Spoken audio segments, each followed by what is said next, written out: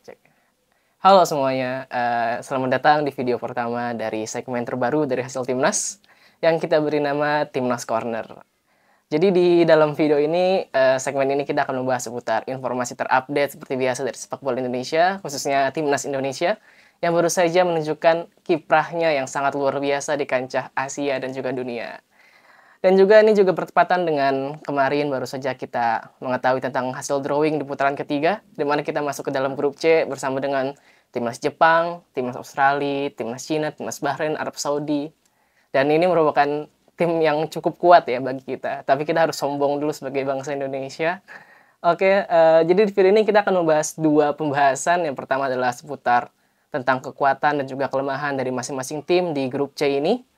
Dan juga potensi datangnya daftar pemain baru seperti Kevin Dix dan juga Oli Romani pada laga pertama di bulan September melawan Timnas Arab Saudi. Jadi tonton terus videonya dan jangan lupa subscribe. Jadi pertama tentu saja lawan terberat kita di grup C adalah Timnas Jepang tentu saja. Dia adalah bisa dibilang Raja Asia.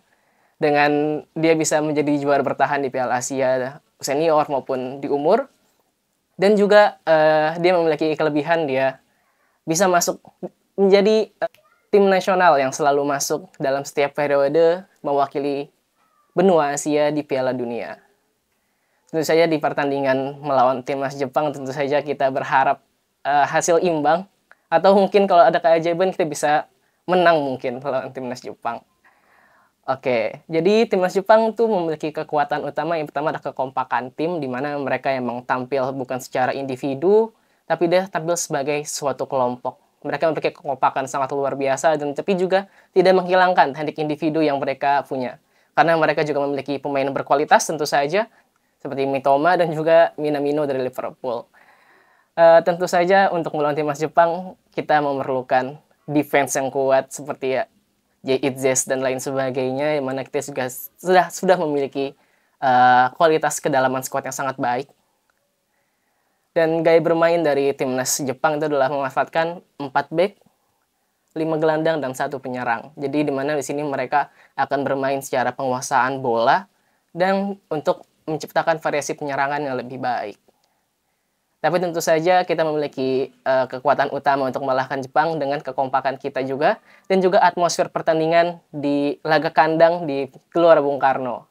Karena mereka juga agaknya kayak sedikit bisa gentar dengan atmosfer pertandingan di Gelora Bung Karno. Lalu selanjutnya ada juga Timnas Australia, di mana Timnas Australia ini juga memiliki pengalaman sangat luar biasa di Piala Dunia. Dan juga di kancah benua Asia. Dan mereka memiliki fisik yang sangat luar biasa karena seperti yang kita tahu mereka merupakan pemain Eropa bisa dibilang bukan Asia. Dan juga banyak dari pemain mereka yang berkarir di benua Eropa. Salah satunya adalah pemain kunci mereka seperti Harry Souter. Yang mana pada musim lalu mereka berhasil membawa Leicester City kembali ke kasta tertinggi Premier League di Liga Inggris. Dan kita juga sebelumnya juga pernah bertemu dengan Timnas Australia pada babak 16 besar Piala Asia Senior kemarin. Dan dengan hasil yang mungkin agak kurang memuaskan yaitu 4-0 kalau tidak salah. Dan juga pada Piala Asia U23 kita juga berhasil memenangkan pertandingan dengan skor tipis 1-0. Yang itu menjadi suatu penampilan yang sangat apik bagi Timnas Indonesia di kelompok umur. Tapi sayangnya kita emang belum rezeki untuk masuk ke Olimpik. Oke, selanjutnya ada Timnas Arab Saudi. Tentu saja ini adalah timnas yang akan menjadi lawan pertama kita di putaran ketiga besok, yaitu pada bulan September, di mana kita akan melakukan laga tandang ke Arab Saudi.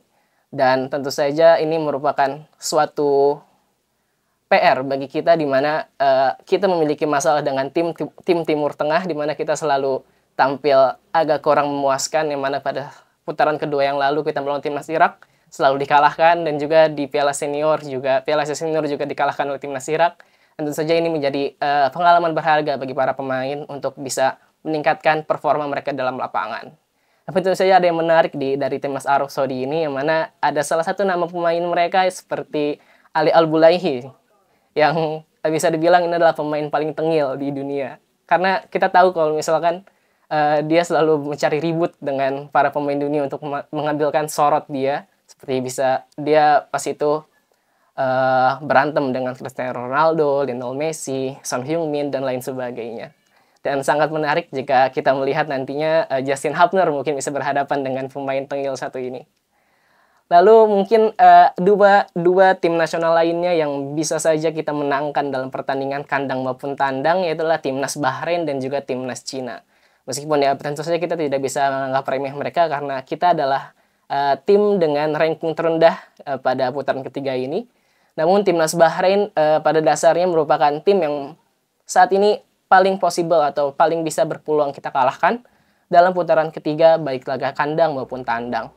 Seperti yang kita tahu, timnas Bahrain bukan timnas yang bisa terbilang kuat karena mungkin mereka masih mengandalkan salah satu pemain mereka untuk bisa menunjukkan performa dalam lapangan. Begitu pula dengan timnas Cina, seperti kita tahu pada beberapa pertandingan terakhir, dia juga memiliki masalah dalam kedalaman skuad dan juga ketergantungan kepada pemain naturalisasi mereka yang mengakibatkan pada performa yang kurang maksimal dalam beberapa laga terakhir.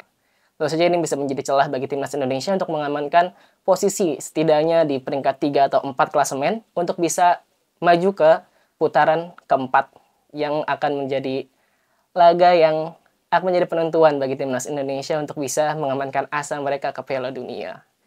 Dan selanjutnya adalah kita akan membahas seputar pemain naturalisasi tentu saja yang di setiap putaran atau setiap fase kualifikasi Piala Dunia ini selalu ditambahkan oleh Coach Sintayong maupun Ketua Umum PSSI atau Erick Thohir.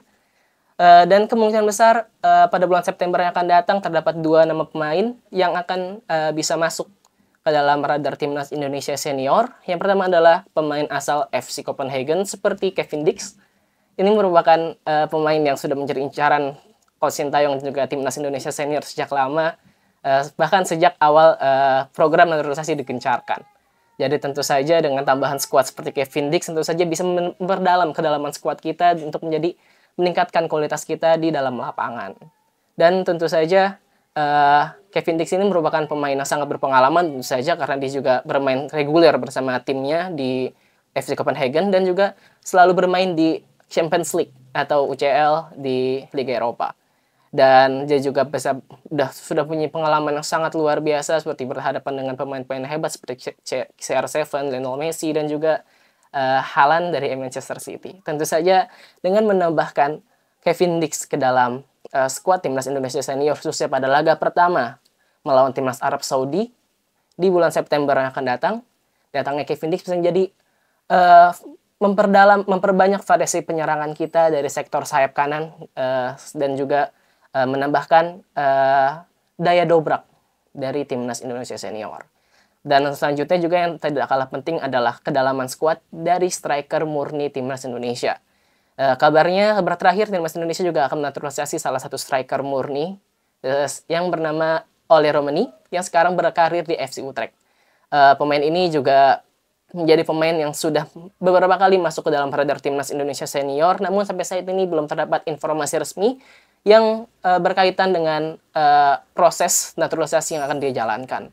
Namun jika diprediksi sang pemain bisa masuk ke dalam timnas Indonesia senior pada bulan September yang akan datang melawan timnas Arab Saudi, itu tentu saja bisa menjadi hal yang baru di dalam timnas Indonesia senior atau skuad Garuda untuk mempertajam kedalaman skuad dan juga mempertajam produktivitas gol yang selama ini menjadi PR bagi timnas Indonesia dan juga Coach Sintayong. Karena seperti yang kita tahu, kedalaman skuad sudah sangat baik di sisi gelandang maupun sisi belakang, namun posisi penyerangan atau striker murni kita sangat minim.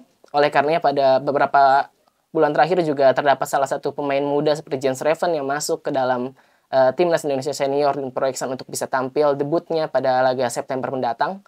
Dan juga ini menjadi tanda bahwa timnas Indonesia memerlukan adanya pembaruan dari lini serang mereka untuk bisa menciptakan sebanyak-banyaknya gol. Karena ini merupakan partai yang sangat sulit tentu saja. Dan tentu saja pada putaran ketiga ini bukan laga yang mudah. Dan tentu saja kita sebagai tim yang bisa dibilang paling kecil memerlukan persiapan yang jauh lebih matang dari para tim-tim yang lain. Jadi itu saja yang bisa saya sampaikan pada sesi Timnas Corner kali ini. Jangan lupa untuk klik subscribe dan juga komen. Kita akan membahas apa lagi di video-video selanjutnya. Salam, sampai jumpa. Dadah.